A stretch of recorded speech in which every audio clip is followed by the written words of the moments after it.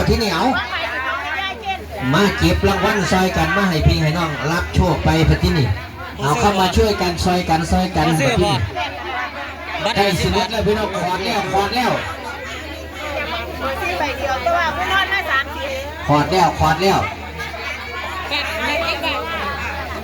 เอามาแกทั้งพี่น้ำ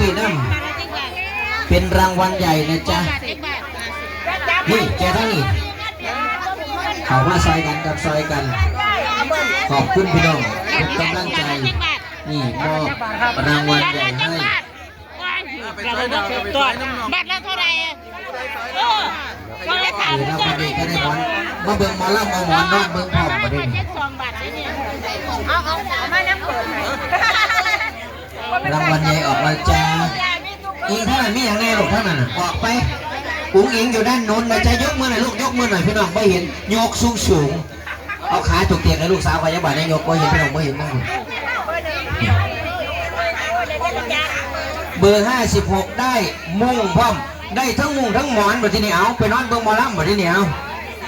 50ได้มุ่งมื่อนี่หมันจะมุ่งมันนะบ้าเอามุ่งตัวนี้ปกติแล้วนอนได้4คนนี่400 บาทนะปกติเนาะราคา400 บาทแต่วันนี้เพียง50 บาทเท่านั้นนี่มุ่งซีหู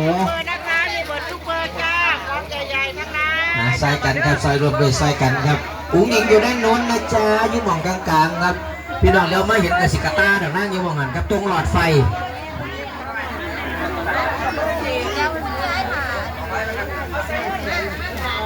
ก็บ่ซื้อทั้งคนเลยผู้ใด2 เบอร์ของข่อยจ้าของข่อยจ้ามาเฝ้าใส่กันพี่น้องครับทั้งแม่บ้านพ่อบ้านเพื่อนจะเบิ่งหมอลำขึ้นกันแบบที่นี่เอาคนละใบวะ2 ใบจ้า99ของคุณแม่นี่เด้ออันนี้เป็นรางวัลใหญ่นะจ๊ะ50 บาทฝั่งทางนี้ครับฝั่งทางนี้เอาผู้บ่าวจับมาแล้วครับ3 ลูก 4 ลูกนี่ได้ยังเด็กเก๋ออกมาแบบที่นี่ยังไม่รู้ว่าได้อะไรแต่ยังไงเขาต้องรุ่นผ่าไหมกับแบบนี้เนี่ย1 2 3รุ่นมีอะไรอันนี้บอมมี่อย่างเปิดออกมาแล้วแกะเป็นรางวัลใหญ่เนาะคือแกะอย่างปึ๊บมีเบอร์อันนี้เป็นบัตรราคา50 บาทนะจ๊ะหมายเลขมาจากข้างล่างอยู่บอกมันคือส่งเปิดยากเลยฮะว่ามันจะเป็นรางวัลใหญ่กี่เขียนยังไงพวกนั้นนี่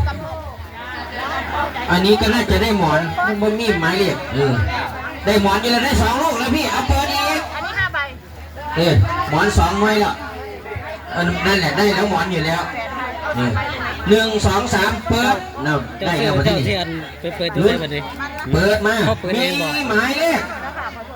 เอาได้หมอนอีกแล้วเป็นที่3หมอน3 ลูกแล้วมาเปิดหมายเลขได้หมอนอีกแล้วนี่มาหมอน4 ลูกประเดี๋ยวนี่ทั้งนี้ครับผู้บ่าวเสือไล่ดิหมอนนี่เป็นผู้บ่าวเสือไล่บ้านนี่จุดประสงค์แรกคือว่าจะได้เลขนั่นมัดเรียบร้อยเอาเปลี่ยนลูกเปลี่ยนนั่นมัดเรียบร้อยแล้วน่ะ4 ลูกนั่นน่ะเอา3 ลูกเดี๋ยวไปเคลื่อนเพิ่นน่าแม่มันคือคนละคนคนละเจ้าสิเราถูกแล้วทั้งนั้นถูกแล้วพี่ชายได้4ไปแล้วมาพี่น้องครับมาช่วยกันพูนบัตรละ50ไปจกเท่านั้นครับเหลืออยู่แค่6 ก้อนเองเท่านั้นกิจการขนาดสิมดแล้วสิมดเลยดิ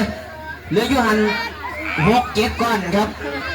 6 7 ก้อน8 ใบนะคะอันนี้เอาอีกใช่ไหมพี่จะเอาอีกเอา4 ก้อนมาหยิบมาอีก4 ก้อนพอ4 ก้อนนี่แล้วปั๊บเหลืออยู่3 ก้อนมาได้นี่เอา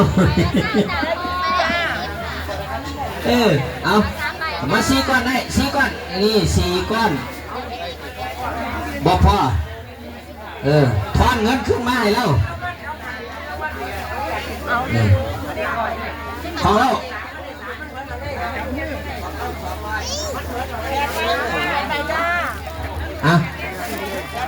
ถ้างั้นพี่มาลุ้นต่อเมื่อกี้เราก็ซอยมา200 คะแนน1 2 3ได้บ่ได้มีไม่มีใหญ่ไม่ใหญ่มา ได้หมอนอีกแล้ว คือหมันแต่หมอนเนี่ยมันโอ้ยังอีกอยู่